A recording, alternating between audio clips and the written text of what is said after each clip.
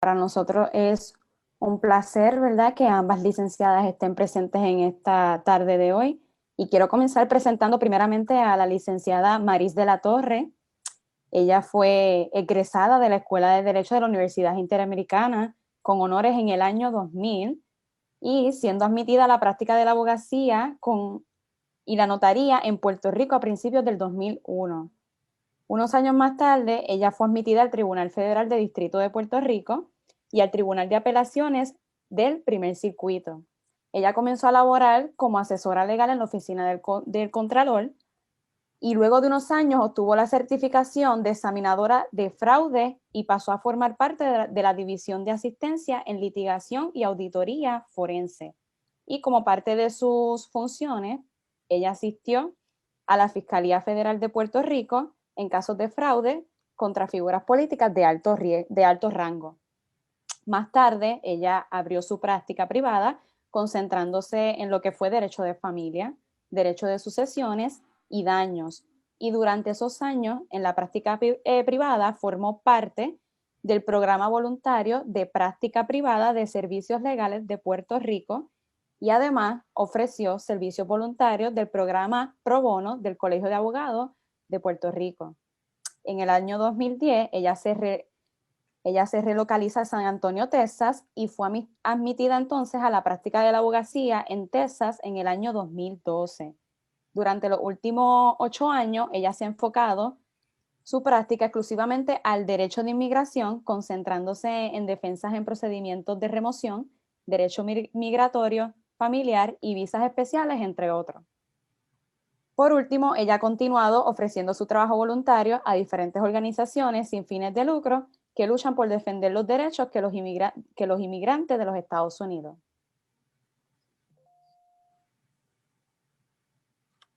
Así que vamos a recibirla pues con un fuerte aplauso, que ella va a estar ahora hablándonos un poco más de todas esas experiencias y hablándonos y abundando en lo que es la inmigración. Bueno, buenas tardes a todos los presentes. Para mí es un verdadero placer estar con ustedes, ¿verdad? Yo soy egresada de la Universidad Interamericana, así que es como mi casa. Pero antes de tocar el tema comenzar a hablar de los niños que están llegando a Estados Unidos, me gustaría que vieran un pequeño video para que puedan identificar lo que está pasando en la frontera entre México y Texas.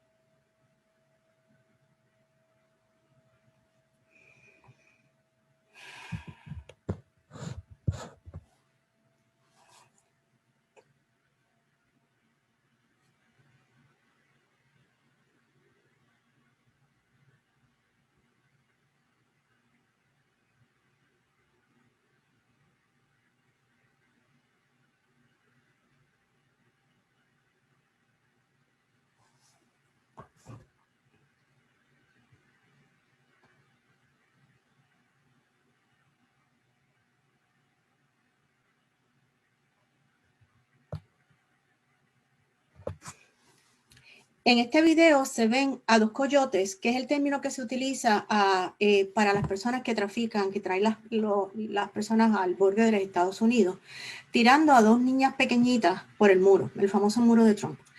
Afortunadamente, las cámaras lograron captar ese momento y alguien pudo identificar la localización de esas niñas. Ahora, ¿qué le hubiese pasado a estas niñas si no hubiesen sido rescatadas? Sin agua, sin comida, perdidas en medio de la nada, sin saber a dónde ir. Entonces, ¿por qué están llegando tantos niños a estas condiciones y por qué los padres exponen a estos niños a estos riesgos? La mayor parte de la experiencia de nosotros aquí en Texas es que la mayor parte de los niños que están llegando a la frontera de Estados Unidos vienen de Centroamérica, en lo que se le conoce como el Triángulo. El Triángulo es Honduras, El Salvador y Guatemala. para poder ponernos en la posición de esos padres, ¿verdad? Es bueno poder identificar cuáles son las condiciones sociales y económicas que están atravesando estos países en estos momentos. Abunda el crimen organizado, la guerra de las pandillas, la pobreza. Los problemas más comunes que están enfrentando las familias y estos niños es primero el impuesto de guerra. El impuesto de guerra es a toda aquella persona que tenga un negocio, ya sea poner uñas, ya sea un colmadito, no importa qué tipo de negocio tenga, las gangas le van a cobrar un impuesto. Y por ese impuesto, pues las gangas lo que hacen es, yo te voy a dar protección para que otra ganga de otro barrio, otra ganga opuesta, no te hagan nada y yo te protejo. Cada día las gangas están aumentando las tarifas, por lo tanto llega un punto que ese comerciante, esa persona no puede pagar con esos impuestos de guerra. Así que no les queda otra que cerrar el negocio y tratar de huir, porque una vez que cierran el negocio, las gangas van contra ellos. Así que son problemas bien grandes que está llegando aquí de las personas que están llegando aquí a los Estados Unidos. El otro problema bien grande es el problema de las gangas reclutando menores de edad. Empiezan tan temprano como a los 7, 8 años a que formen parte de las gangas. Son los que muchas veces utilizan los niños a ir a cobrar las cuotas a estas personas. Son los que utilizan de mula. Si un niño se niega a formar parte de las gangas, corren un riesgo enorme. Nosotros tuvimos la oportunidad de trabajar un caso de un niño que huye, tenía 12 años, era de El Salvador, huye, logra entrar aquí a los Estados Unidos, llegamos a corte y usualmente estos casos, ¿verdad?, no se ganan porque la ley de inmigración no protege para asilos de personas que vienen huyendo de las gangas. Pero en este caso en particular, a sus otros 2 hermanos mayores los habían asesinado y antes de que el niño hubiese podido huir, le dieron una paliza que terminó en el hospital. Pudimos recopilar toda esa evidencia y se presentó y ese niño, pues gracias a Dios, el juez le concedió el asilo, pero se fue por un asilo humanitario. Pero es un problema bien grande que está pasando con los niños en estos países. En estos últimos 2 años, pues hubo 2 huracanes que azotaron estos países y de la pobreza pasó a un desamparo total. Así que las personas empezaron a salir de sus países en busca de un mejor futuro, un instinto de supervivencia. Piensen, ¿verdad?, la situación que pasó en Puerto Rico después de María. Yo pude ver, estando aquí en Texas, cómo la población de puertorriqueños prácticamente se triplicó. Yo sé que muchos también se fueron a Florida, pero esa situación, pues, 10 veces peor o 1000 veces peor es la situación que enfrentan estas familias en estos países de Centroamérica. Sobre todo piensen que estas familias no tienen FEMA, no reciben cupones de alimentos, no tienen ningún tipo de desempleo, así que es una situación bien seria y bien crítica, que es un asunto de supervivencia y antes de morir allá o sufrir las penurias allá, deciden venir en búsqueda del sueño americano. Pero estas personas, para poder llegar a los Estados Unidos, se enfrentan a un montón de riesgos en el camino. El viaje a Estados Unidos es un viaje sumamente peligroso.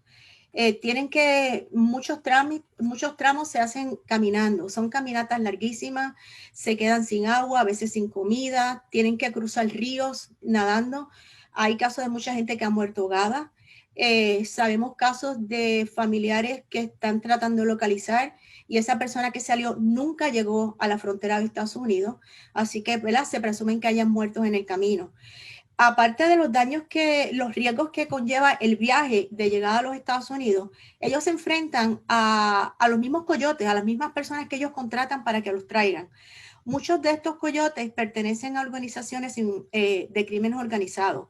Así que los utilizan muchas veces, sobre todo cuando son jóvenes y niños, como mulas para el tráfico de las drogas.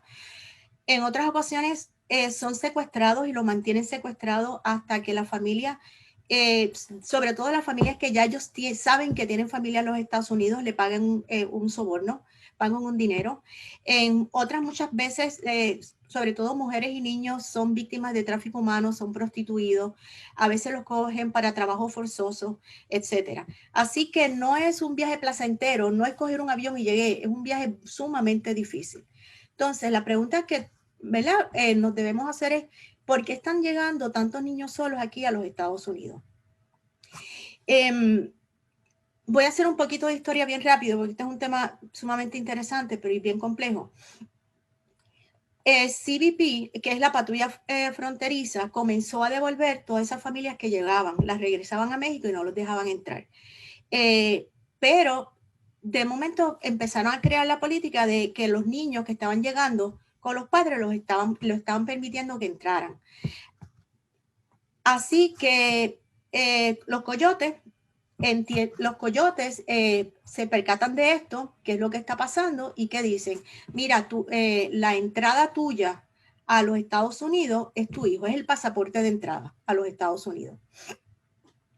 Deme un segundito, por favor. Entonces, así que empezaron a los padres, para asegurarse que podían entrar a los Estados Unidos, venían con esos niños que anteriormente venían padres solos a tratar de conseguir dónde trabajar, y empezaron a llegar con estos niños. Inclusive hubo casos que yo trabajé donde ese niño llegaba porque el padre no tenía los recursos para pagar al coyote por el niño y toda la familia, y lo que hacían era que alquilaban a ese niño para que pudieran llegar con el coyote y otra persona lo presentara como su hijo para que tuvieran ese derecho a entrada. Y ahí es donde se empieza la política del cash and release. Yo lo cojo, viene el padre con ese niño, y por el que está acompañado del niño lo voy a soltar. Pero ¿qué pasa? Llega la administración de Trump, y en abril del 2018 se comenzó lo de la política de cero tolerancia. Entre las muchas cosas que constituía esta política, este policy, fue el de separar a los padres de los hijos. Y cuando digo separar, me refiero a que literalmente llegaban estas madres o estos padres y le arrancaban a estos padres, a estos niños. Yo tuve, ¿verdad?, la oportunidad de estar presente en la frontera cuando yo vi cómo le arrancaban a sus hijos a una madre. Pero es una experiencia, ¿verdad?, que es horrible. Hay que estar allí para uno poder ver ese llanto y ese de los padres. Pero voy a pedir a Keisha que entonces ahora presente un video.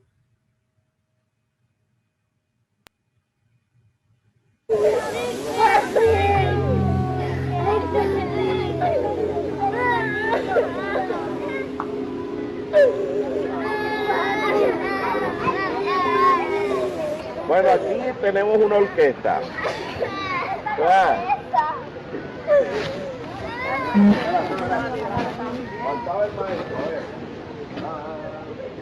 ¿De dónde son ustedes? ¿Y tú? Guatemala. No llores. Vas a llegar con... Mira, ella te va a explicar y te va a ayudar. ¿Cierto, Consuelo? ¿Qué va a pasar con su consulado hoy? El papá. Y mi mami, después que me venga a traer mi tía, va a venir lo más pronto posible para irme con ella.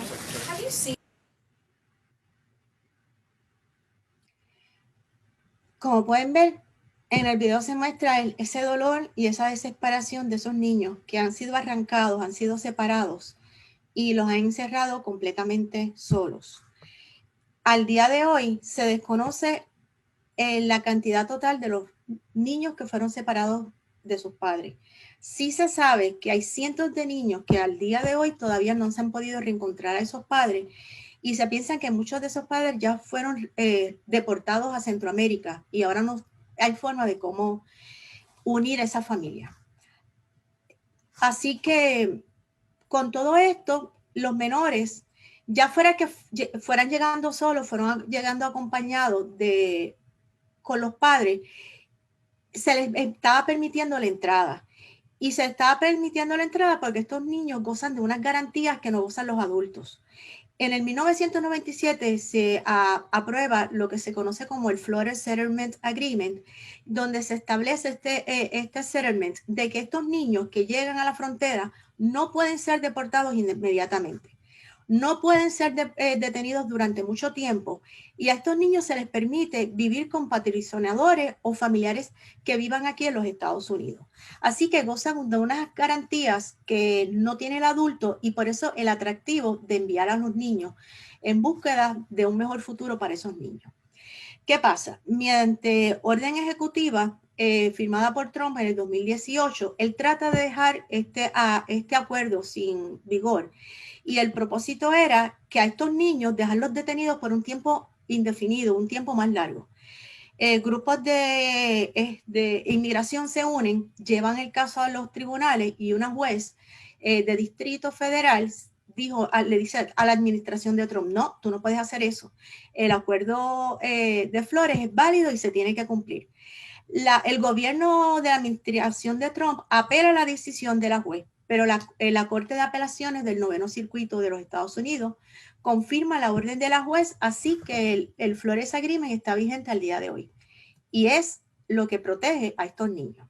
Y es una de las razones porque la ley lo establece que bajo esta administración del presidente Biden se decidió por cumplir con la ley que esos niños no se van a devolver y sobre todo porque estos niños solos no se quieren devolverlos a exponerse a más riesgo de tráfico de humanos y de la trata que le están dando estos mismos coyotes. Entonces, cuando comienza lo de la reforma migratoria que anuncia Trump,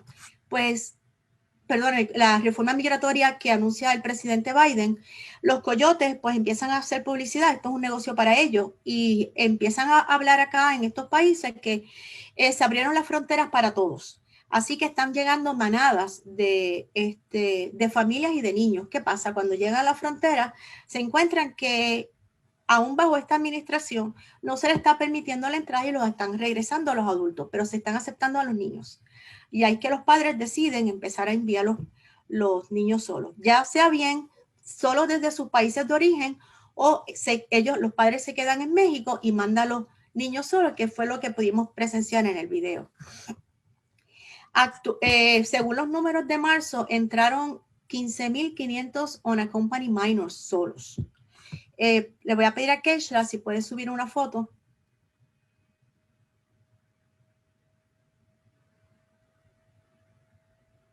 Un momentito que estoy teniendo problemas técnicos, por favor.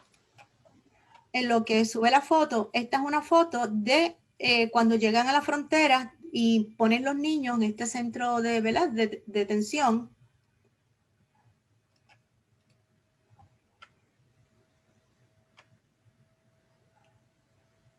Ok, ahí ustedes ven que por la cantidad de niños que están llegando es imposible. No hay espacio, no hay cabida para atender las necesidades de tantos niños, así que ahora mismo el gobierno de Estados Unidos tiene una crisis en la frontera. Como pueden ver, a estos niños se les entregan unas sabanitas que parecen papel de aluminio. Yo las he tenido oportunidad de verlas y tocarlas, son bien finitas. Y es que las temperaturas en que tienen estos cuartos son extremadamente altos y los inmigrantes le conocen a estos cuartos como las hieleras. Está bien, puedes quitar la foto. Estos niños que llegan a la frontera, se supone que no estén detenidos por más de 72 horas. Eso es el acuerdo, ahí existe la ley. Y que luego de esas 72 horas, esos niños se han trasladado a la custodia, que es la ORR, Office of the Refugee Resettlement, que es la oficina que se encarga de colocar a estos menores, ya sean en hogares con familiares, amistades o en alguna casa de menores que sea para el cuidado de estos menores. Actualmente hay tantos niños que están llegando que no hay ni los lugares, ni el espacio, ni las facilidades, ni el personal para el manejo de estos niños. Y el resultado es que estos niños están siendo detenidos por más tiempo de lo que se supone y en unas condiciones que no necesariamente son las condiciones más óptimas. En el día de hoy salió una noticia del gobernador de aquí de Texas, Abbott. Aquí en San Antonio se abrió un coliseo similar, el Freeman Coliseum, como si fuera el Choliseo, para darle cobijo a muchos de estos niños porque no hay espacio. Ahora el gobernador Abbott está preocupado por la salud de estos niños, que no es el ambiente adecuado para estos niños, pero los 4 años anteriores que se tuvieron en condiciones pésimas, donde grupos humanitarios y grupos de inmigración tuvieron que ir a litigar para que le dieran jabón, pasta de dientes y cepillo de dientes a estos niños, en esos 4 años no le preocupó las condiciones en que se encontraban estos niños. Ahora que se está tratando de ayudar, que se está tratando de relocalizar, que no se están devolviendo, ahora el presidente de Texas, perdóneme, el gobernador de Texas está preocupado. Pero bueno, vamos a seguir. Pero la odisea de estos niños no termina una vez que se tramita y se puede enviar a un hogar, a un familiar que se encargue de ellos. Ahí comienza la odisea de estos niños de a dónde, qué vamos a hacer. Porque independientemente de que ya fueron sueltos, ¿verdad? Fueron con un familiar, estos niños no tienen autorización legal para continuar en el país y se tienen que enfrentar a un proceso de remoción o a poder identificar cualquier remedio disponible para ellos poder quedarse legalmente aquí en los Estados Unidos. Actualmente, como les mencioné ahorita, estos niños, la mayoría de ellos no califican para lo que es solicitar asilo aquí en los Estados Unidos.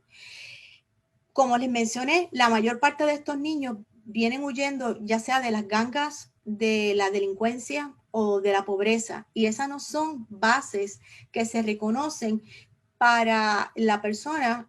No es un problema que está protegido por la ley de asilo. Así que muy pocos van a calificar para poder pelear y ganar un caso de asilo y poder lograr la residencia a través del asilo. Nosotros pues hemos podido ayudar a muchos niños a permanecer aquí legalmente y obtener su residencia en los Estados Unidos mediante un tipo de visa que es la visa juvenil. Esta visa juvenil, para que el niño pueda calificar, él tiene que haber sido, él tiene que haber sido abandonado, abusado, o el término que se utiliza en inglés es neglected, o sea, que han sido descuidados o negligentes los padres por uno o ambos padres. Ese niño tiene que estar matriculado en la escuela y obviamente pues tiene que ser menor de edad. El proceso de la visa juvenil comienza en la corte estatal, no se comienza en la corte de inmigración ni es un proceso de inmigración. Tenemos que acudir al tribunal estatal para que un juez de familia o una figura similar declare que establezca una relación paterno-filial o le entregue la custodia a una tercera persona.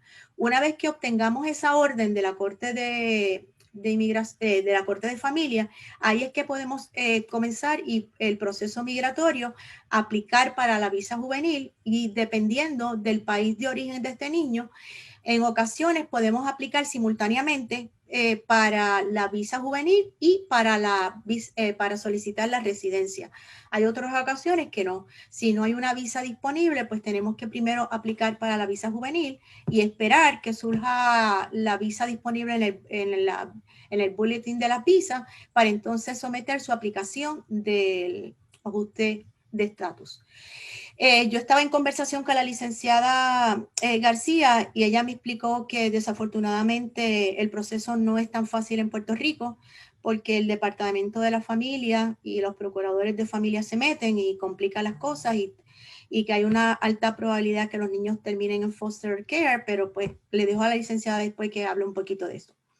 Los otros remedios que los niños pudieran beneficiarse es si tuvieran algún familiar que les sometiera una petición familiar, pero en mi experiencia con estos niños son muy pocos que califican para una petición familiar. La otra es que hayan sido la visa U, que son personas que han sido víctimas de algún tipo de crimen directa o indirectamente, o personas como estos niños que han sido visas de tráfico humano. Pero les voy a dejar ahora con la licenciada Mariela, que ella le va a estar hablando un poquito de las visa U y de la visa T, el efecto, cómo se está trabajando en Puerto Rico. Muchas gracias por la información sobre los niños. Le voy a pedir a Liz que si por favor puede presentarnos a la licenciada García para que entonces ella nos pueda hablar más sobre el tema de las visas T. Claro que sí. Gracias, licenciada Mayris. Ahora les presentamos a la licenciada García, quien hizo su bachillerato en Psicología Industrial de la UPR de Arecibo, hizo su Juris Doctor de Derecho en la UPR, trabajó en inmigración como paralegal desde el 2016, fue estudiante practicante en el 2017 y licenciada desde el 2019. Es mediadora certificada, presidenta de la Comisión sobre los Derechos de los y las Inmigrantes del Colegio de Abogados, y su práctica atiende personas en todas partes del mundo, en lo que son Vietnam, Albania, Europa, Puerto Rico, Latinoamérica y Estados Unidos. Es exclusivamente todo eso en inmigración. Trabaja visas de familia, negocios, procesos de remoción, asilo político y muchas cosas más dentro de lo que es el campo de inmigración. Así que, licenciada, adelante. Muy buenas tardes a todos y todas. Gracias por la presentación. Yo les voy a hablar un poquito de cómo es o cómo ha sido mi experiencia con el derecho de inmigración mayormente en Puerto Rico, porque Puerto Rico tiene ciertas particularidades que hacen que el derecho de inmigración sea mucho más variado a como se puede ver en los Estados Unidos continentales. Partiendo de lo que dijo la licenciada de la Torre, aquí no se ven tanto estas visas para menores, porque como se tiene que primero llevar el proceso ante el tribunal estatal y específicamente en Puerto Rico el de familia, a los que son abogados, están estudiando derecho, han tomado familia, saben lo complicado que es privar a un padre de la patria potestad, ya que se tiene que demostrar una negligencia increíble. Y es el procurador de la familia quien al final del día va a hacer la recomendación. Y el tribunal siempre busca no precisamente hacer esa recomendación. En cuanto a custodia, son un poco más lenientes, pero igual la modalidad actual en los tribunales de familia en Puerto Rico es no precisamente privar custodia a los padres, sino buscar el mayor interés del menor, manteniendo el núcleo familiar. Y al ser la base del derecho de familia aquí en Puerto Rico, lo que tiende a suceder con estos menores es que al involucrar o al estar automáticamente involucrado el Departamento de la Familia en Puerto Rico, complica o expone más al menor para que en vez de poder tener este remedio migratorio, que es excelente, porque les da pues la posibilidad de volverse residentes legales permanentes con una serie de protecciones, lo que hace es más exponerlos a las fallas del sistema administrativo que se tiene a nivel Puerto Rico en el Departamento de Familia. Así que normalmente lo que se busca en el caso de estos menores es ver si efectivamente hubo abandono, si efectivamente hubo abuso, violencia doméstica, algún tipo de maltrato por ser víctimas de violencia. Inmigración provee una visa para víctimas de violencia que es conocida como la visa U. Lo que se tiene que demostrar realmente es que el menor fue víctima de estos delitos que están tipificados dentro de inmigración, como es la violencia doméstica, maltrato a menores, secuestro, tráfico humano, entre otro montón de serios delitos. Y entonces es la policía estatal los que tienen que certificar la inmigración, que efectivamente este menor fue víctima de delito y cooperó con las autoridades en las medidas pertinentes. El detalle con la visa U es que como tantas personas la solicitan, tiene un periodo de espera actualmente de como 12 años aproximadamente. No, creo que había bajado. Están revisando actualmente las visas del 2016 o sea, las visas que se presentaron en el 2016 son las que ahora mismo USCIS, que es la agencia donde se envía el paquete, esas son las visas que están evaluando. Durante todo ese tiempo de periodo de espera después que el extranjero envió la petición de inmigración, ellos están en un limbo.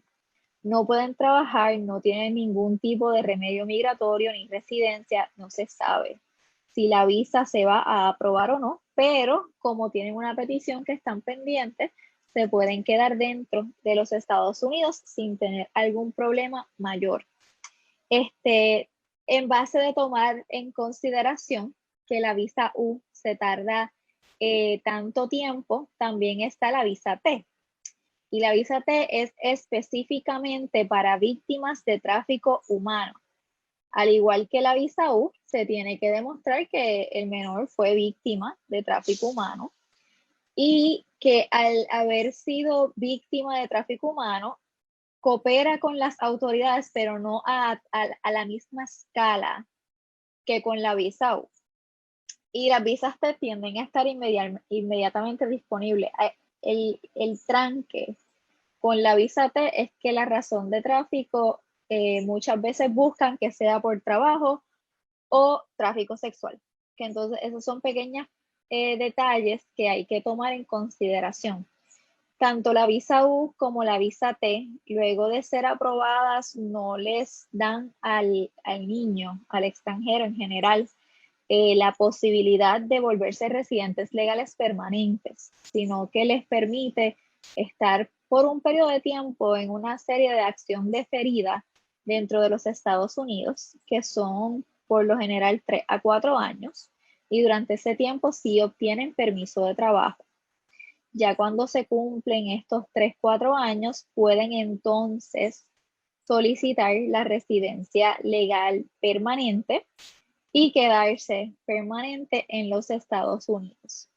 Yo sé que acabo de dar mucha información bien técnica, que puede ser que hayan personas que no estén familiarizadas con todo lo que acabo de decir ni con todo lo próximo que voy a decir. Así que siéntanse en la confianza de escribir cualquier pregunta en el chat, que los voy a estar leyendo, y en la medida que se pueda y haya tiempo voy a ir contestando las preguntas. Otro remedio que también se busca o se buscaba antes para las menores, o sea, los menores fueron los que inspiraron, como quien dice, este remedio es lo que se conoce como DACA, que DACA viene a Deferred Action for Childhood Arrivals. ¿Y qué es esto? Es de acción deferida, que ya le he mencionado varias veces. Una acción deferida es básicamente el gobierno federal diciendo, yo sé que tú eres removible, que te puedo deportar y no deberías estar aquí y tú también lo sabes. Pero por esas circunstancias en específico, no te voy a mirar, no te voy a tocar por ahora y te voy a dejar que te quedes en los Estados Unidos siempre y cuando cumplas con estos requisitos, no cometas ningún delito. Y siempre que te mantengas dentro de eso, yo, el gobierno de Estados Unidos, voy a hacer el deal más dulce todavía y te voy a dar permiso de empleo por este periodo de tiempo en específico. Y DACA, cuando entró en juego para la administración de Obama, lo que se dijo es que habían todos estos niños que habían entrado realmente siendo menores de edad, que no habían tenido ni voz ni voto en si entraban o no entraban a los Estados Unidos y que ahora están siendo colocados en procesos de remoción. Y el detalle es que mientras Trump tuvo, estadísticamente hablando, la administración con menos entradas a los Estados Unidos, mayormente porque él no dejaba que la gente entrara para solicitar asilo, sino que lo aguantaba en México. Y por eso es que ahora también se está viendo en parte tanto caos como se ve en la frontera. Obama sí tuvo altas siglas de deportación, y como la administración de Obama estaba deportando tanto entre esos niños pues se hizo esta acción de feria para proteger a los menores, en el cual lo que se tiene que demostrar es una serie de requisitos básicos, pero son bien importantes unas fechas para saber si el extranjero cualifica o no cualifica para el remedio. Y la primera fecha importante es el 15 de junio del 2012. Esta fecha se utiliza para dos cosas, para dos aspectos bien importantes en DACA. La primera es que el extranjero tenía que tener 31 años o menos para el 15 de junio del 2012. Y el otro detalle bien importante es que el extranjero tenía que ya estar presente en los Estados Unidos el 15 de junio del 2012, creo que dije enero, 15 de junio del 2012. La otra fecha bien importante que se tiene que tener en cuenta es el 15 de junio del 2007, porque lo otro que tiene el extranjero que demostrar para solicitar para DACA es que ha mantenido una presencia continua, o sea, no ha salido de aquí. Y si ha salido, fueron periodos que él tiene que después demostrar que no interrumpió su presencia. Y es desde el 15 de junio del 2007 hasta el presente. El otro detalle para DACA es que el menor tuvo que haber entrado a los Estados Unidos siendo menor de 16 años. Y esto es bien importante. ¿Por qué? Porque si el menor entró el día de su cumpleaños 16, ya no cuenta como un menor para efectos de DACA, aunque para otros aspectos de inmigración sí cuente como menor. Adicional, el menor no pudo haber cometido ningún delito, ni como menor de edad, ni como adulto. Para los delitos de menor de edad hay una serie de excepciones que muchas veces presentamos, entre esos que eran menor de edad. Y el otro detalle que tiene que demostrar el menor es que o se encuentra cursando actualmente escuela secundaria o inscrito en un programa de GED, que son las clases para tomar el examen, que es el equivalente a cuarto año, o ya tiene su diploma de cuarto año o el GED. Entonces, DACA es bien importante actualmente, tomando en consideración la administración actual, porque durante los pasados 4 años, DACA se ha encontrado bajo ataque de la administración previa. Se intentó eliminar en su totalidad y el Tribunal Supremo dijo: hay más de 500,000 de personas que reciben DACA. No pueden, por orden ejecutiva, eliminar un remedio que va a dejar a más de 500,000 de personas que se encuentran en los Estados Unidos con permiso de trabajo, rindiendo planillas, totalmente desprotegidos. El sistema básicamente va a colapsar. Si se va a hacer, tiene que ser por medio del Congreso. ¿Qué sucede? Que algo que sí había logrado en parte la administración fue: perfecto, no quitamos DACA para las personas que ya lo tienen, pero no vamos a dejar que nadie más solicite DACA. Y eso con la nueva administración también se cambió. Y la nueva administración, empezando en enero, febrero, volvió a permitir que se presenten peticiones de DACA nuevas, fresquecitas desde cero.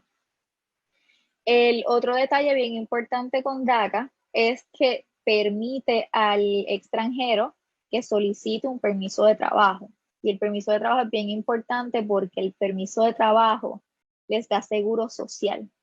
Y con el seguro social pueden entonces solicitar una serie de beneficios que sin él realmente no tendrían. Con seguro social pueden abrir cuentas de banco en muchos estados, pueden sacar planes médicos, licencia.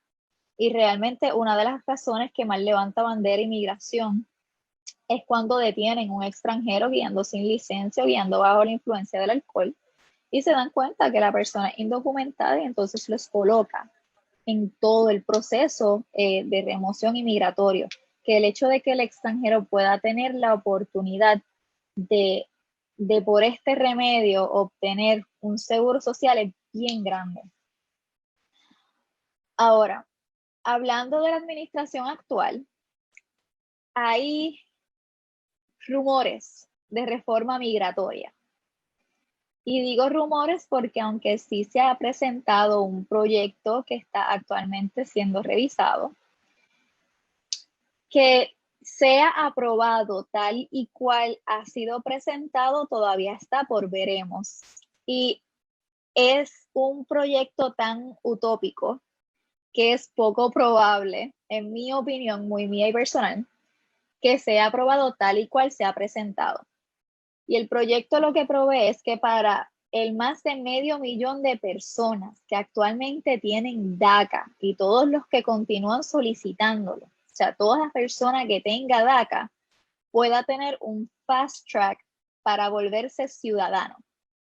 O sea, si tienes DACA y has tenido DACA, si no me equivoco, creo que el periodo es por 8 años, esto permitiría para que este extranjero que todavía no es ni siquiera residente legal permanente pueda entonces obtener ciudadanía.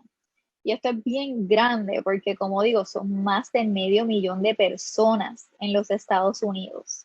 Pero precisamente por las implicaciones que eso tiene, es que no es tan probable que sea aprobado, por lo menos no de esa forma. Es bueno tener en consideración también que, y se los comento, en especial si están por adentrarse a la práctica o tal vez conocen a alguien que esté en esta situación, que un extranjero no puede tener más de una acción diferida al mismo tiempo. Y eso es bien importante que lo tengan en mente, porque se da la situación en específico en Puerto Rico y en Estados Unidos en general, que como la visa U tiene tanto tiempo de periodo de espera, que el extranjero solicita DACA mientras la visa U está pendiente. Pero una vez la visa U se aprueba, entonces el extranjero entra bajo la protección de esa acción deferida de visa U y se le quita la acción deferida de DACA. ¿Qué significa esto? Que pues lo bueno es que bajo la ley actual, como se encuentra hoy día, ese extranjero en 3 años va a tener un remedio para volverse residente legal permanente. El detalle, que es lo que se está escuchando mucho en la calle, es que entonces si se aprueba la ley como está escrita en estos momentos, entonces perderían el fast track para la ciudadanía porque perdieron el DACA.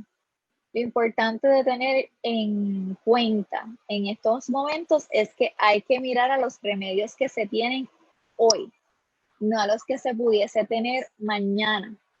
Y no es lo ideal precisamente evitar solicitar una visa U por el miedo de que puede ser que después le quiten el estatus de DACA, cuando actualmente DACA lo que te hace es proveerte una protección por 2 años de que no, el gobierno de inmigración diga no te voy a mirar, no te voy a tocar, siempre y cuando no cometas ningún delito. Y cada 2 años se tiene que renovar. De hecho, durante la previa administración de las últimas movidas que hizo el Trump, fue que cuando el Congreso dijo que se tenía que mantener este remedio, que no podía simplemente quitarse, lo que la administración dijo fue, ok, pues lo vamos a mantener renovándolo anualmente. Y entonces eso es aún más complicado, porque la tarjeta de empleo, que es lo que se le otorga a los de DACA, que es lo que se tiene que en parte también renovar en conjunto con DACA, es básicamente una seguridad que tiene el extranjero a yo voy a poder tener mi trabajito y ganarme mi habichuela. Y muchos patronos quieren una seguridad de que si yo voy a invertir en emplear a esta persona, lo voy a tener cierta cantidad de tiempo. No va a pasar que un día simplemente se vaya después de yo invertir en entrenamiento y en todos los recursos que invierto por empleado. Entonces, eso lo que hizo fue crear una serie de incertidumbre que pues, realmente afectó grandemente a todos los recipientes de DACA. Actualmente, DACA volvió como se había establecido en el 2012, todo el extranjero que cumpla con los requisitos, que es haber estado presente para el 15 de junio del 2012 y haber tenido menos de 31 años o menos para el 15 de junio del 2012 y haber entrado con menos de 16 años a los Estados Unidos, siempre que no haya cometido ningún delito y tenga escuela superior o el equivalente o esté en proceso de obtener su grado de escuela superior o el equivalente, puede solicitar DACA. Como dije, ellos se tienen que mantener cumpliendo con una serie de requisitos. El más importante es no cometer ningún delito. Y cometer algún delito es cualquier delito. Violaciones a las leyes de tránsito se constituye delito para DACA. Guiar sin licencia, guiar bajo la influencia del alcohol, todos estos delitos que no precisamente están tipificados dentro del Código Penal de Puerto Rico, se toman como delitos para DACA y es bien importante que si se encuentran en una situación con un recipiente de DACA o saben de alguien, les dejen saber que esas son unas pequeñas cositas que tienen que tener en cuenta, o si conocen a alguien que se pudiese beneficiar de este remedio, ya tienen ahí pequeños flash de cómo, de si cualifican o no cualifican para DACA. Entonces entiendo que la licenciada de la Torre ahora les va a hablar de otros remedios que también se dan en inmigración, mayormente en Texas actualmente que en Puerto Rico. Sí, pero me gustaría, si es posible, podemos hablar sobre lo que es el problema cuando tiene que ver con llenar los para una persona poder recibir el beneficio. Hay el proceso que tiene que hacer y qué dificultades encuentra la comunidad de inmigrante cuando busca ayuda para solicitar este remedio. ¿Por qué no empezamos primero con Puerto Rico? Y entonces la licenciada de la Torre nos puede hablar de la dificultad en Texas. Llena papeles y llena papeles. Ese es el problema que actualmente tiene Puerto Rico. El detalle con inmigración es que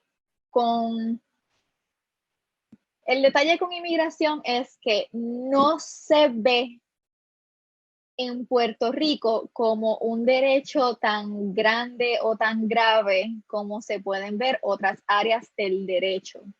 Y en parte es por un desconocimiento, en mi opinión, que hay sobre la comunidad de inmigrantes que hay en Puerto Rico. Y esto se ha prestado para una gran desinformación al punto de que hay un proyecto de Senado que lo que busca es legitimar la práctica ilegal del derecho de inmigración. Y, en Puerto Rico, solamente abogados licenciados en Puerto Rico pueden practicar el derecho. Cuando viene inmigración, un abogado licenciado en cualquier estado puede practicar inmigración.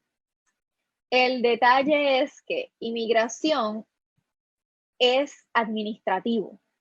Tiene consecuencias de nivel penal, pero es totalmente administrativo. Y bajo esa noción de que es administrativo y bajo la noción de que inmigración todo lo que hacen es llenar formularios y enviarlos por correos y ya está, muchas veces se presta a que no se vea como un derecho importante o con grandes consecuencias. Y lo que está sucediendo en Puerto Rico es que bajo esa noción hay abogados de otras nacionalidades que vienen a ofrecer sus servicios como abogados de inmigración porque tienen su licencia en su país. y piensan que porque saben de derecho en su país, saben de derecho de inmigración, sin tener ningún tipo de licencia, y no estoy diciendo que la licencia equivalente, pero pues el detalle es que entonces entran a practicar el derecho ilegalmente porque no tienen una licencia de Puerto Rico ni de ningún estado. El otro detalle que se da mucho en Puerto Rico es que hay personas que en general no tienen ningún tipo de preparación en derecho y montan sus oficinas, como lo es Welcome USA, que son o fueron o siguen siendo muy reconocidos por la comunidad de extranjeros, y estas personas no tienen ninguna preparación de lo que es el derecho de inmigración, no tienen ninguna licencia y ven como si no tuviesen ninguna consecuencia ante qué servicio o cómo brindar el servicio al extranjero.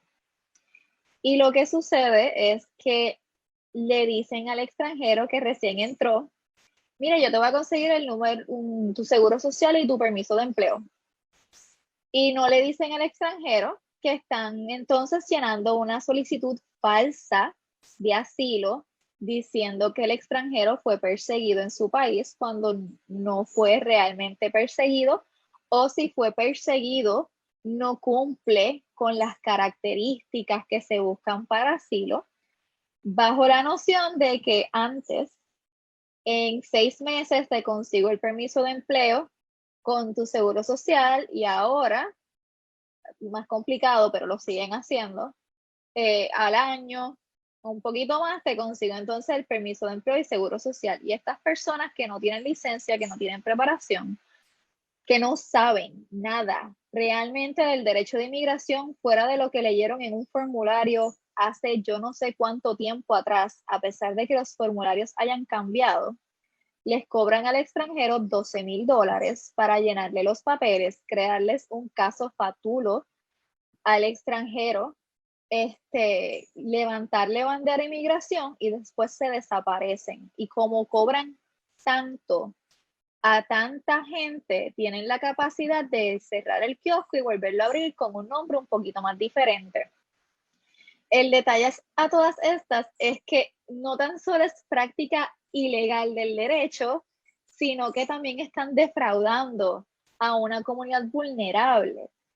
Esto es un problema tan grande a nivel Puerto Rico y de Estados Unidos, que lo que es el BIA, que es la Junta de Apelación de Inmigración, EOIR, que es la Junta de Tribunales de Inmigración, y USCIS, que es la otra rama administrativa donde se envían las peticiones, han unido fuerzas para crear una certificación específica para personas que no son licenciados y no tienen que cumplir con las regulaciones estatales de tener y mantener una licencia con todas las consecuencias que eso trae.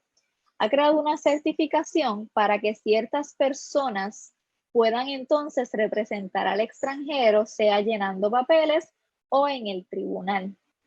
Y estas certificaciones dependen de que la persona como individuo se certifique y que la institución donde el individuo va a trabajar también esté certificada. Y estas instituciones tienen que ser sin fines de lucro.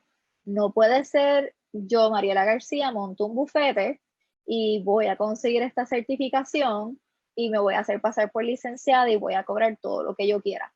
No, son sin fines de lucro, lo cual significa que o no pueden cobrar por sus servicios o tienen que cobrar una tarifa reducida, significativamente reducida por sus servicios. Y tienen que mantener el certificado renovándolo con inmigración cada cierto tiempo. Además de abogados licenciados y personas con certificación, las otras personas que han dicho inmigración que pueden llenar estos formularios y hacer la representación son amistades y familiares del extranjero.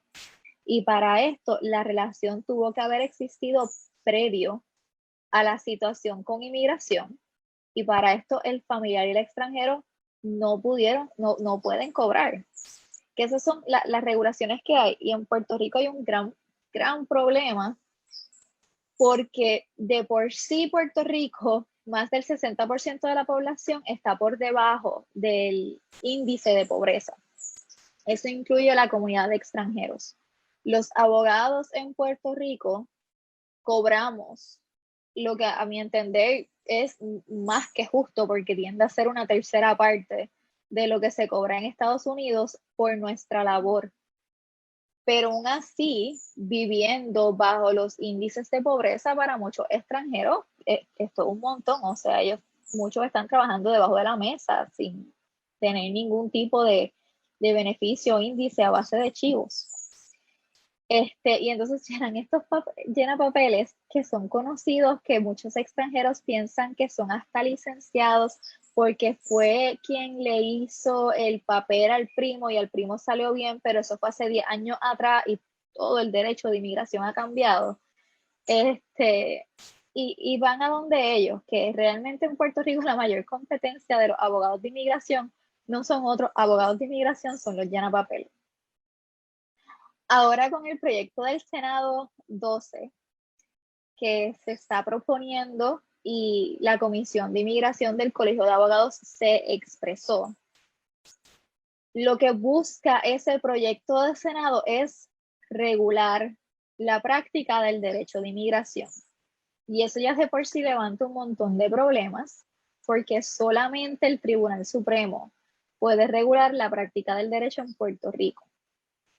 Adicional a eso, de la forma que está escrito ese proyecto, va dirigido a decir que toda persona o organización que trabaje con el inmigrante y le provea servicios llenando formularios y le provea servicios brindando orientación, se tienen que registrar aquí y mantener ese registro activo. Y si no mantienen ese registro activo, entonces no puedes representar al extranjero. Ese proyecto lo que está haciendo en la medida que está escrito es legitimar cualquier persona que no sea abogado licenciado a que se registre y poder decir, pero yo puedo representar inmigrantes porque yo estoy aquí registrado en el registro de proveedores de servicios al inmigrante del Estado Libre Asociado de Puerto Rico. Y por esta certificación, pues yo puedo trabajar. Lo cual es un gran problema porque tenemos entonces al mismo gobierno legitimando a los llenapapeles.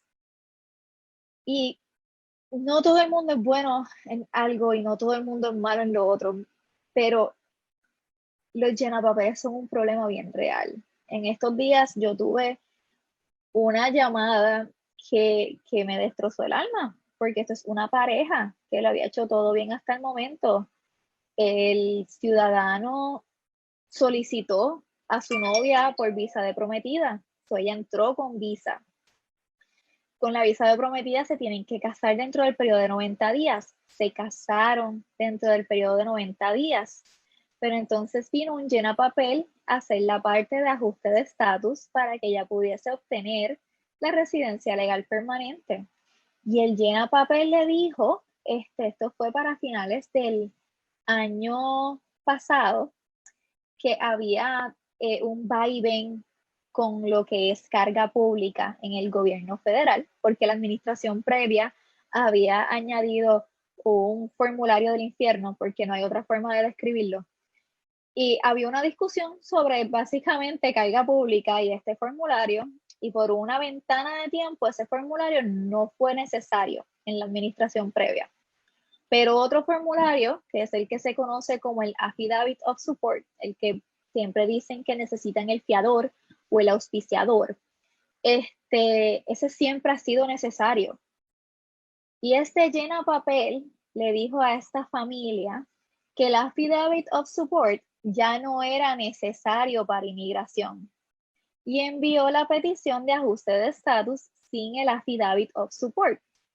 Y después de que envió la petición de ajuste de estatus sin el Affidavit of Support, el llenapapel se desapareció porque no tiene ninguna responsabilidad real al extranjero, porque no tiene licencia que tenga que proteger y que cuidar, en caso de que si algo le pasa al extranjero, yo pierdo algo. No, ellos no tienen nada que perder. Si algo les pasa al extranjero, suerte encontrándome y ya está. Y el llenapapel se desapareció. Y ahora está esta familia vuelta loca con razón, porque están a ley de denegarles la residencia. Y si les deniegan la residencia, el próximo paso va a ser colocar a la extranjera en procesos de remoción por el hecho de un llenapapel que malentendió la ley de inmigración y quitó un formulario que es requisito para solicitar ajuste de estatus. Otro detalle, además de los que solicitan asilo para conseguir permiso de empleo, otro problema que tenemos bien grande en Puerto Rico es cuando vienen a generar las visas de familia y los perdones. Sí, cuando un extranjero tiene un menor y el menor cumple 21 años, el extranjero, el menor, que ya no es menor, que ya tiene 21, puede solicitar al padre. Pero si el padre está actualmente en los Estados Unidos indocumentado, o si el padre entró sin ningún tipo de inspección, el padre no se va a poder volver residente legal permanente en los Estados Unidos, al menos de que tenga unos perdones. Y lo que hacen estos llenapapeles es que no teniendo ese conocimiento o no importándoles, llenan los formularios de parte de los hijos a los padres. Inmigración se entera que hay un extranjero indocumentado en Puerto Rico y entonces coloca al extranjero en procesos de remoción.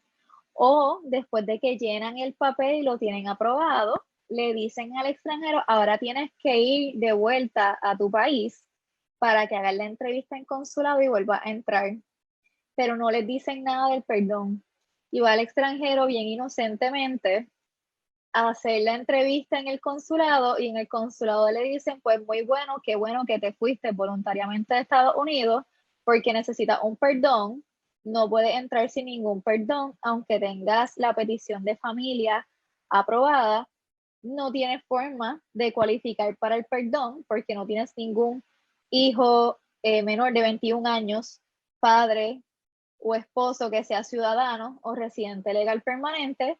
Así que quédate ahora en tu país porque no puedes volver a entrar a los Estados Unidos. Y ese es el gran problema que tenemos en Puerto Rico con los llenapapeles. En especial el mismo gobierno legitimando esta práctica por personas que no tienen nada que perder y que toman decisiones totalmente gravísimas para la vida del extranjero y toda esta importancia porque inmigración es administrativo y no se ve como algo realmente serio. Esa ha sido mi experiencia en Puerto Rico con los llenapapeles. Eso está muy interesante y parece ser un problema bien grande aquí en Puerto Rico. Voy a pedirle ahora entonces que la licenciada de la Torre nos hable sobre la situación en Texas, si la situación esta de los llenapapeles es algo similar.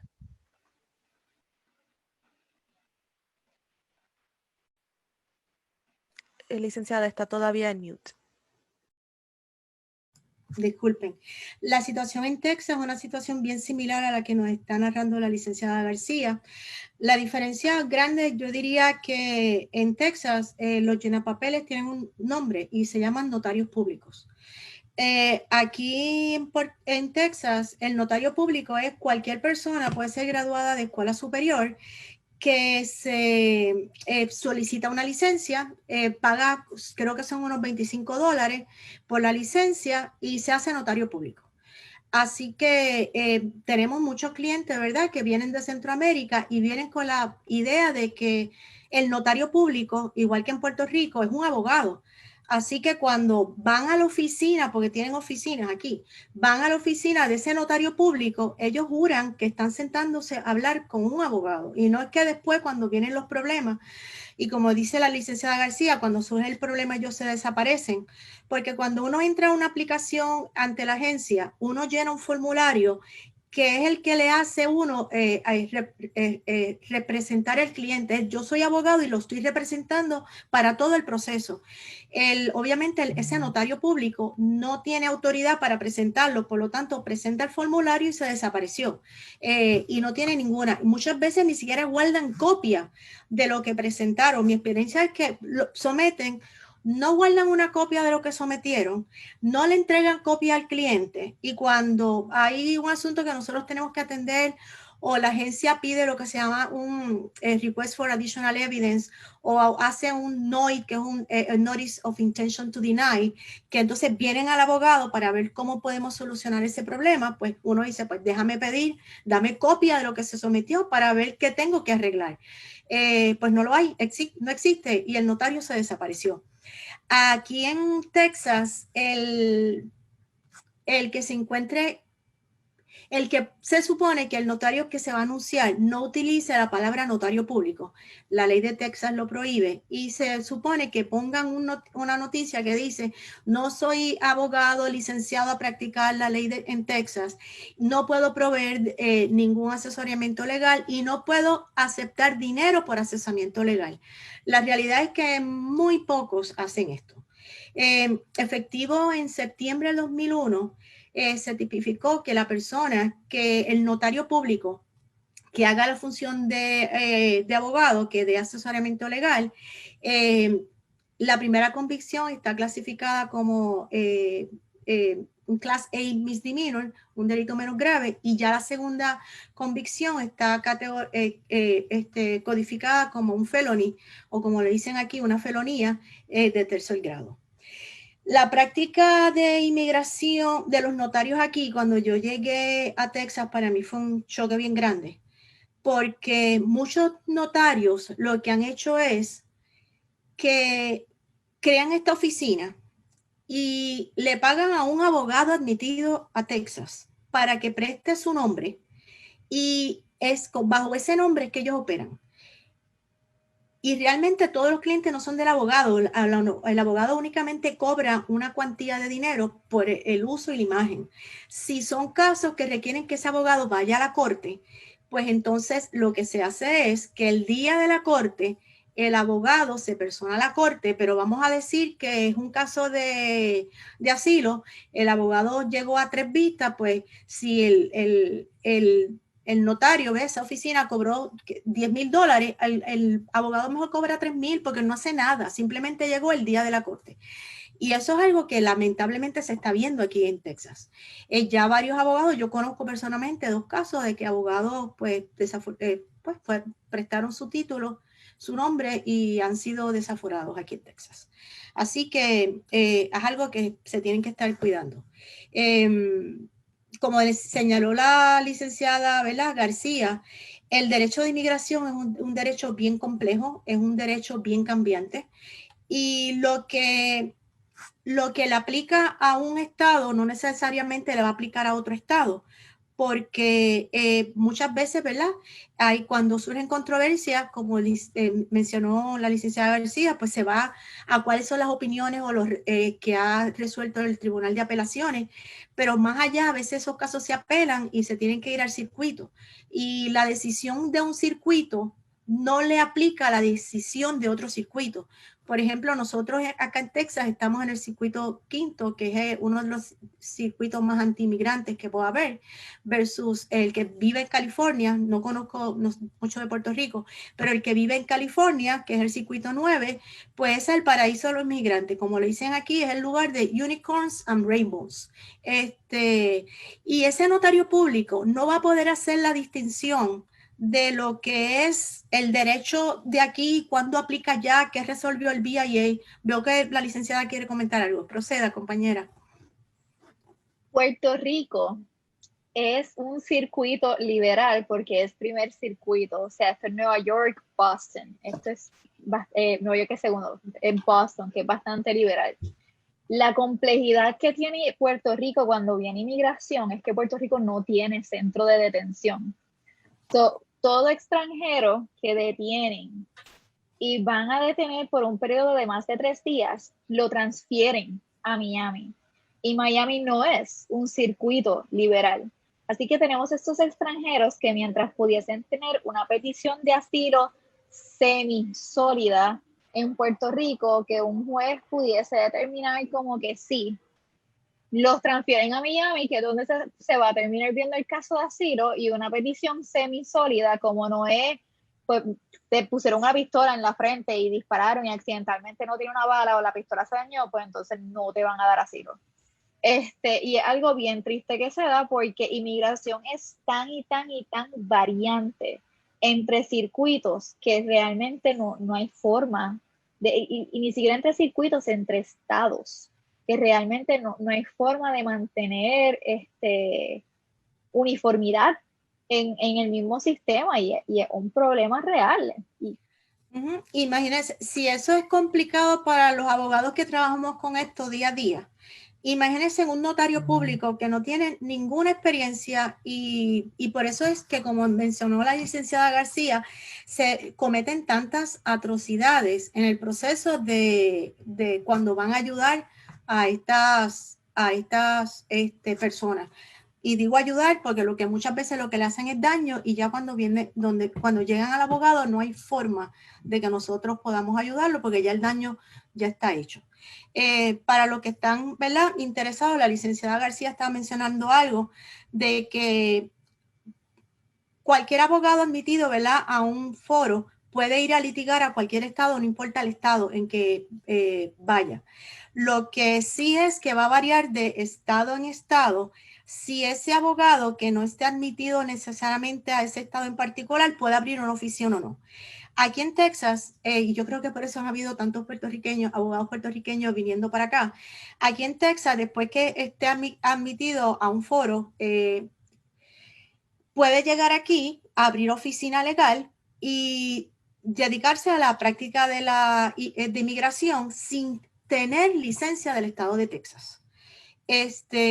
Otro de los atractivos para los que, ¿verdad?, estén oyendo, ya sean estudiantes o abogados que les interesa la idea de relocalizarse a Texas, los que se muevan para acá, pues Texas tiene un tipo como un waiver que le permite que el abogado que se mueve, que esté admitido se haya graduado de una universidad reconocida, tenga una licencia vigente, y que lleve de los últimos 7 años, me parece que son 5 en la práctica activa de la abogacía, puedan venir y puedan adquirir la licencia de Texas.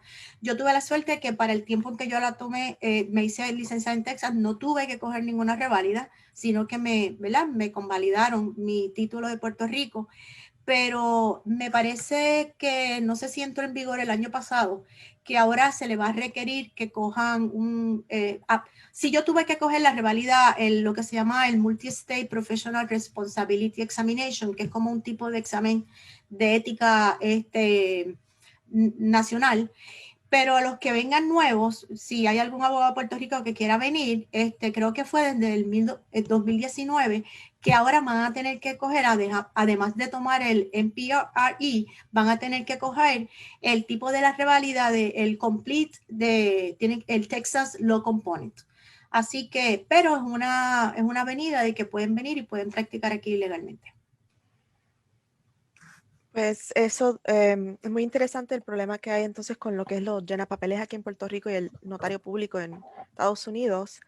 Pero entonces, para no terminar en una nota tan poco deprimente, licenciada de la Torre, ¿por qué no nos habla de algún remedio que usted trabaje que se ha podido ayudar a inmigrantes recientemente? Ok, aquí en Texas están llegando muchos cubanos. No sé, la licenciada García, qué experiencia tiene, cuántos cubanos están llegando allá a la isla, pero aquí en Texas están llegando muchos cubanos. La ley de ajuste cubano continúa vigente. Esa ley no se ha derogado. Esa ley fue aprobada en 1966 y gracias a esa ley, pues nuestra oficina ha podido ayudar a muchos cubanos a obtener y hacerse residentes permanentes. Los requisitos básicos de la ley para uno poder aplicar a la ley de ajuste cubano, pues naturalmente ser cubano, tiene que haber sido inspeccionado y admitido, o inspeccionado y haber obtenido parol, haber estado físicamente en los Estados Unidos por 1 año y 1 día y coger un examen médico y no tener ningún otro tipo de inadmisibilidad. El cubano pues que llega y es inspeccionado y admitido, es inspeccionado y le dan el parol, tiene unos beneficios como ningún otro inmigrante.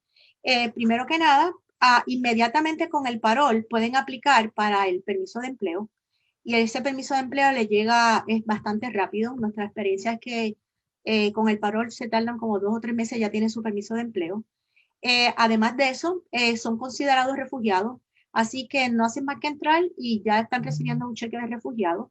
Llega ese chequecito mensual. Aparte de eso, tienen derecho a recibir los food stamps, que son cupones de alimentos. Así que gozan unos beneficios que ningún otro tiene. Pero quiero hablar un poquito de la historia rapidito de los cubanos. En el 1995 hubo un éxodo masivo de los cubanos llegando a Estados Unidos y se llegó a un acuerdo bajo la administración de Clinton y se adoptó comenzó la política del pie seco, pie mojado, el wet feet, el dry feet policy. Esa medida lo que establecía era que todo cubano que era interceptado en el mar, o sea, el wet feet, era devuelto hacia Cuba. Y todo cubano que llegaba a poner un pie en tierra americana, incluido suelo americano, ese cubano se quedaba en Estados Unidos y podía aplicar para la ley de ajuste cubano. Una de las últimas medidas que tomó Obama al salir en el 2007, él eliminó la medida del pie seco, pie mojado y anunció que de ahí en adelante todos los cubanos iban a ser tratados igual que cualquier otra nacionalidad. Así que le quitó unos beneficios al cubano. Pero esa política que quita Obama, eso él no tiene potestad, ¿verdad?, para quitar una ley otorgada por el Congreso, que es la ley del ajuste cubano. Entonces, ¿cómo es el proceso de la ley del ajuste cubano? Actualmente, voy a hablar un poquito antes previo a la administración de Trump. El cubano aquí en Texas llega a la frontera de México. Para poder ir a la frontera de México, ya ellos no están saliendo por balsa, ellos salen por avión. Ellos salen dependiendo del cubano y dependiendo del estatus, etcétera, o salen mediante de visa. Muchos salen por Guyana y mi experiencia ha sido que dependiendo del año en que han salido, a veces son las visas por Guyana. Si tú tienes un tipo de negocio, te pueden dar una visa a Panamá. Hay otros que han salido por, ahora no recuerdo otro país. Pero bueno, salen con visa, cogen un avión, llegan a Guyana, por decir, y de ahí empiezan una travesía.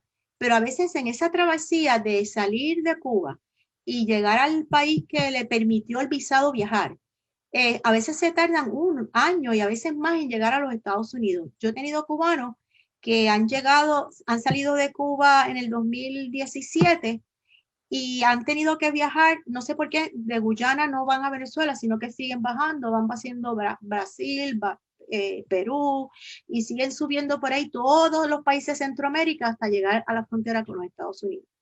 Ya una vez que llegan a esa frontera con Estados Unidos, ellos llegan al puente y como dicen ellos, tocan y dicen: estoy aquí, soy cubano y vengo a pedir asilo político. Esa persona que se presenta al puente y dice: vengo a pedir asilo, no importa la nacionalidad que sea, esa persona se le conoce bajo el término que se le trata, es el arriving alien, que es el que llega allí al puente y dijo: estoy aquí, no es el que trata de entrar ilegal.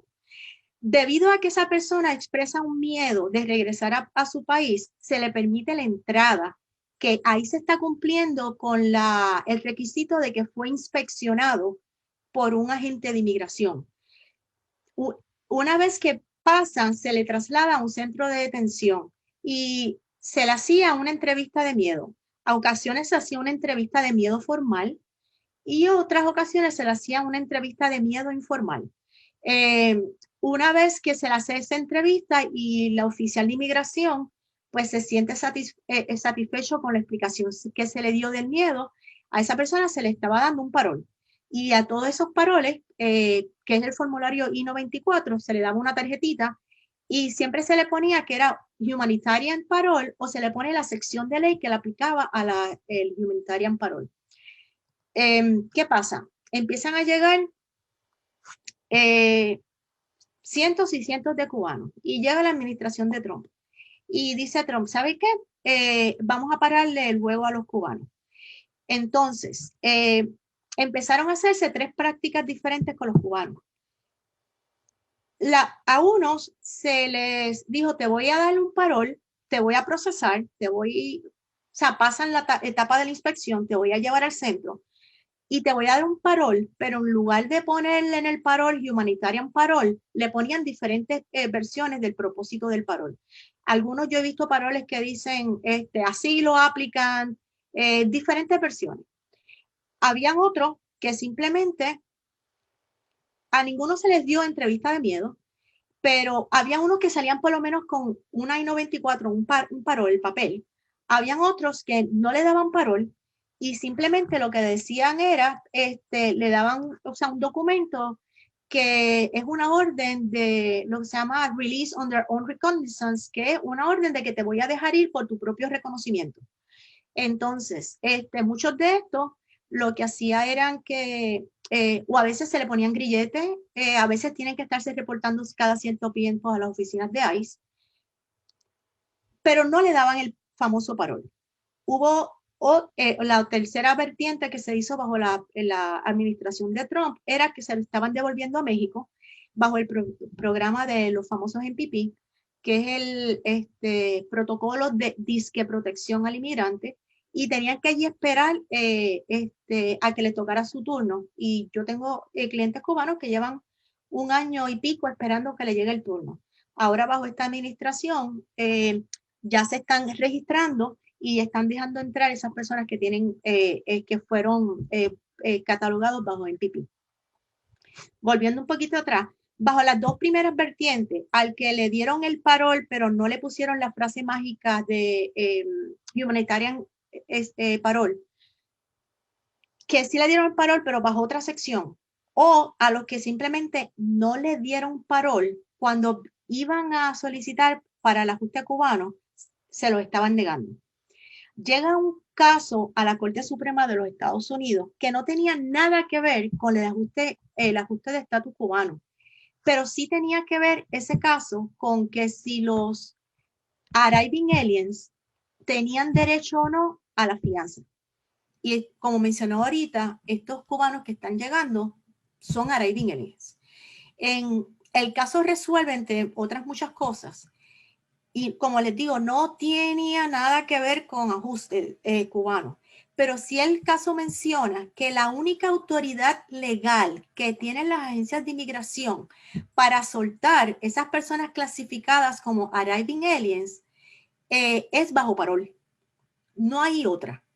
Basado en esa decisión, se juntan varios abogados de Florida, llevan un caso ante el Tribunal de Inmigración, lo que sería el juez el primera instancia ante el juez, y me plantean que basado en esa decisión, estos cubanos que son arriving aliens, que fueron sueltos sin parol, la agencia no tiene autoridad para haberlos soltado sin parol, por lo tanto, tenían derecho a hacer el ajuste cubano. El juez que basado en la decisión del Tribunal Supremo resuelve que la ausencia del papel no elimina el hecho de que, dado que la agencia, la agencia de inmigración, ya sea CBP o ya sea ICE, la única potestad que tiene para soltar a ese cubano es bajo parol, porque son arriving aliens, por lo tanto, califican para el ajuste cubano sin la necesidad de que, aunque no tuvieran el famoso parol. Se comienzan a llevar a someter aplicaciones de ajuste cubano. Muchas se aprueban, otras se niegan. Cuando uno somete la aplicación del ajuste cubano, uno lo somete al National Benefit Center. El National Benefit Center tiene la potestad de adjudicar esa aplicación de ajuste cubano o tiene la potestad que enviarla a la agencia, a USCIS, para que ellos sean los que la aprueben. Hay muchas ocasiones que se aprueban sin necesidad de que ese cubano vaya a una entrevista Hay otras ocasiones, usualmente cuando se refieren a la agencia de USCIS, que llaman entrevista. Yo, precisamente esta semana, fui a una entrevista ante la agencia USCIS y le pregunté a una oficial que ya muchos años, tiene mucha experiencia, y hablamos de la ley de los ajustes cubanos, y ella me comentó que bajo instrucciones de la oficina de San Antonio de USCIS, independientemente del caso resuelto, que como le dije, es un juez de primera instancia, las instrucciones son que aquí en San Antonio se van a estar negando todos los casos de ajuste cubano. Ahora mismo, basado en eso, estos abogados de Florida se están juntando y están pidiendo a todos los abogados que trabajan casos de ajustes cubanos que todos aquellos casos que sean denegados, que por favor se les notifique, porque se va a comenzar un proceso de un pleito de clase. Así que ahora mismo yo tengo pendientes 2 casos, ya me avisaron una intención de denegarme el caso. Nosotros pues sometimos los argumentos por escrito, hicimos alusión a este caso del Tribunal Supremo y al caso del juez de primera instancia, pero no nos han resuelto, así que estamos esperando los resultados de esos casos. Pero sin ser negativo, pues vamos para adelante, ya estoy en comunicación con los abogados de Florida, porque me interesa entonces formar parte que mis clientes formen parte de ese pleito de clase que se va a llevar. Yo tengo esperanza, ¿verdad?, que una vez que se lleve el caso, los resultados sean positivos. Precisamente estuve en conversación con clientes cubanos que tienen familiares en México, en la frontera de los casos de MPP. Tengo entendido que esta semana están dejando a todos los cubanos que se mantuvieron activos con el caso de MPP, que están entrando. Así que se espera que haya muchos cubanos entrando, y a estos cubanos sí le están dando paroles, así que van a poder aplicar para la ley de ajuste cubano. Eso es lo nuevo en términos de los cubanos. Pues muy interesante para los cubanos que entonces tienen este remedio y que todavía hay esperanza para ellos. Licenciada García, en Puerto Rico, ¿qué remedios usted puede decirnos que sea buena noticia para la comunidad inmigrante? TPS, TPS, TPS. Y quien no sepa qué es TPS, es Temporary Protected Status. Esto es más o menos como DACA, pero en vez de mirar las edades en que entraron, vamos a mirar las nacionalidades de quienes entraron. Ahora, hay una serie de lugares de nacionalidades que aplican para TPS, como lo es El Salvador, Siria, Yemen, South Sudán, pero recientemente, y cuando digo recientemente me refiero a principios de marzo, la administración actual abrió TPS para venezolanos. Y en Puerto Rico hay una comunidad muy bonita de venezolanos que el TPS les aplica. El detalle es el siguiente. Uno puede solicitar TPS aunque tenga algún otro proceso o algún otro remedio que ya haya presentado, porque el TPS no provee un remedio permanente, sino que es un beneficio temporero. Y todo venezolano que haya presentado su solicitud de asilo y que tenga su solicitud de asilo pendiente puede solicitar a TPS siempre que cumpla con los requisitos mínimos, que son que haya estado presente en los Estados Unidos el 9 de marzo del 2021, que haya estado residiendo en los Estados Unidos desde el 8 de marzo del 2021, y el venezolano, que es la nueva categoría que se abrió, tiene solamente hasta el 5 de septiembre del 2021 para solicitar TPS. Si envían cualquier petición después de esa fecha, ya no cumplen para TPS y van a tener que buscar otro remedio. El detalle con el TPS es que, parecido a DACA, provee esta protección, bueno, lo dice el nombre, provee esta protección temporera para estas nacionalidades para que durante ese periodo de tiempo inmigración los mira y va a decir, yo sé que tú eres deportable y en teoría te puedo deportar, pero por las condiciones actuales de tu país, no te voy a deportar, ni siquiera te voy a mirar. Es más, te voy a dar hasta permiso de trabajo. Y lo que hacen es que los colocan en un tipo de acción deferida por el periodo, en el caso del TPS venezolano, de hasta 18 meses. Aquí los detalles con los TPS es que todos tienen un periodo que protege al extranjero diferente, pero las administraciones pueden extender ese periodo de TPS como ellos entiendan.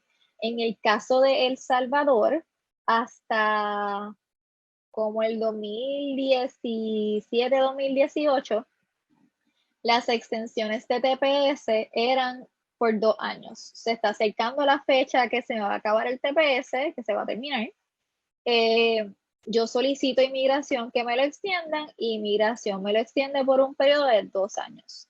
Para el 2019 cambiaron esas extensiones y en vez de extenderlo por 2 años, lo estaban extendiendo por 1. Y actualmente con la nueva administración, si no me equivoco, volvieron a proveer para que el TPS se extienda por 2 años. Todavía no se sabe si en el caso de Venezuela, cuando se va a dar extensión cuando se estén acabando los 18 meses y si la van a dar, por cuánto periodo la van a dar. Pero, mientras tanto, todo venezolano que haya estado en los Estados Unidos para el 9 de marzo y que haya estado residiendo en los Estados Unidos desde el 8 de marzo puede solicitar TPS. Y es en verdad un tremendo remedio, más que nada porque les da permiso de trabajo. Y eso, volvemos, les da seguro social y les abre la puerta para un montón de beneficios. Adicional, el TPS no afecta o interfiere con casi ningún otro remedio. Y digo el casi porque yo personalmente no recomiendo a extranjeros que soliciten TPS si tienen una petición de esposos que esté pendiente. Porque si hay una petición de esposos fuera de que el matrimonio sea por fraude, es de las visas que más protecciones dan. O sea, da residencia y te permite volverte ciudadano en 3 años de haber obtenido la residencia. Que el uno presentar el TPS lo que puede hacer es levantarle bandera a un oficial de inmigración diciendo por qué estás pidiendo un remedio temporero cuando estás solicitando un remedio permanente que siempre y cuando tu matrimonio sea válido, no hay razón para que no se apruebe. Y es algo que tenemos que tener en cuenta mientras se mira todo esto. Pero pues TPS está ahí, está nuevecito, está hermoso. Estamos solicitándolo a todos los venezolanos que conozcamos. Así que si conocen algún venezolano, déjennos saber y déjenle saber que el TPS está ahí disponible y que lo soliciten porque los protege de remoción siempre y cuando cumplan con los requisitos. Y detalle muy importante, no hay remedio de inmigración alguno fuera de que el extranjero se vuelva ciudadano que proteja a un extranjero que haya cometido un delito. Y digo esto porque cualquier extranjero, aunque sea residente legal permanente y tenga su green card bien bonito, si comete un delito, no lo protege de que le pueda llegar una carta del tribunal. Puede ser que tenga remedios, pero es bien importante que si el extranjero no es ciudadano, sean de derechito y ni siquiera guíe sin licencia. Por si la mosca. Pero sí, el TPS está ahí, estamos bien emocionados de que esté ahí. Y también, hablando de posibles reformas migratorias, la reforma utópica o semi-reforma utópica, porque no reformaría todo el sistema de inmigración, pero traería grandes cambios, que se ha presentado y que está bajo consideración. Todo extranjero que tenga TPS actualmente pudiese también cualificar para este fast track de ciudadanía, que eso ahora incluiría a todo venezolano que se beneficie con TPS. El detalle es que lo que está todavía siendo analizado en el Congreso Federal no ha sido aprobado, puede ser cambiado, modificado, enmendado o simplemente engavetado. Y no sabemos qué va a pasar. La niña resueña en mí, quiere que se apruebe, la niña realista en mí sabe que no va a pasar, pero uno nunca sabe. Oye, ganó Trump, puede pasar cualquier cosa en esta vida. Y pues los dejo con ese pequeño chiste. Pues muchas gracias, licenciada, a la licenciada de la Torre y la licenciada García. Le agradecemos mucho su tiempo y su charla excelente. En este momento le abrimos al público que si quieren hacer algunas preguntas pueden alzar la mano o ponerlas en el chat. También la licenciada García puso su información de contacto en el chat y acabó de poner la información de contacto de la licenciada de la Torre. Que cualquier otra pregunta que se le quieran hacer directamente a ella, pues que tienen la información ahí para hacerlo.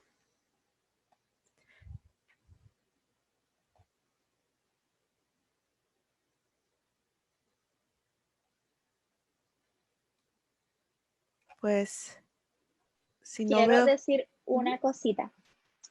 A toda persona que esté licenciada en Puerto Rico y sea miembro del Colegio de Abogados, y si no es miembro, colégiese, están más que bienvenidos para unirse a la Comisión sobre los Derechos de los y las Inmigrantes. Nos encanta tener personas nuevas y opiniones nuevas y no tienen que vivir en Puerto Rico para ni colegiarse ni pertenecer a la comisión. En mi comisión hay de Pensilvania, de Florida, de Colorado, de todas partes. Es hermoso. Y si no eres, y si eres estudiante todavía y te interesa pertenecer, te unes al capítulo de estudiantes del Colegio de Abogados e igual puedes pertenecer a la comisión. De hecho, creo que ni siquiera te tienes que unir al capítulo, yo te uno a la comisión como quieras, porque lo que queremos es tener la mayor cantidad de opiniones presentes en la toma de decisiones y trabajamos tanto para orientar al gremio y proveer educación continua de inmigración como a los estudiantes. Si tienen dudas de inmigración, tenemos unos estudiantes muy chulos que están aprendiendo de inmigración en el transcurso, y orientar siempre a la comunidad de extranjeros de todos sus derechos, beneficios y remedios que tengan disponibles, que estamos aquí siempre para servirles.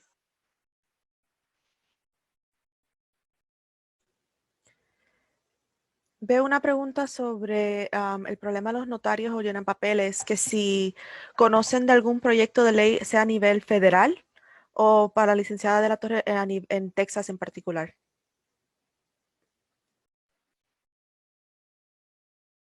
A nivel federal, yo sé que inmigración está regulando la práctica y se toma como fraude. A nivel federal, la práctica de los llenapapeles, que si saben de alguno, lo pueden reportar a la unidad de fraude de USCIS o de EOIR, y ellos entonces se colocan en comunicación con las autoridades federales locales y con las autoridades estatales para procesar a estas personas, porque se toma como fraude a nivel federal. También hay diferentes estados que tienen sus propias regulaciones. En Puerto Rico es un delito menos grave, que conlleva una multa de menos de $500 y menos de 6 meses de prisión, y no hay ningún incremento actualmente. En el proyecto que nosotros comentamos, decidimos recomendar que se subiera la categoría a un delito grave con una multa mucho más alta y tiempo de prisión de mucho más tiempo.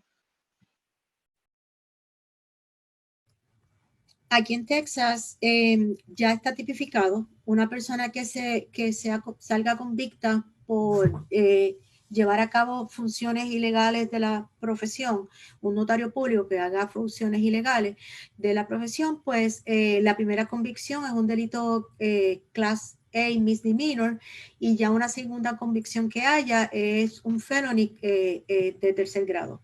El problema es que está la ley, pero son muy pocos los casos que se radican y se llevan. Es la realidad. Gracias por eso.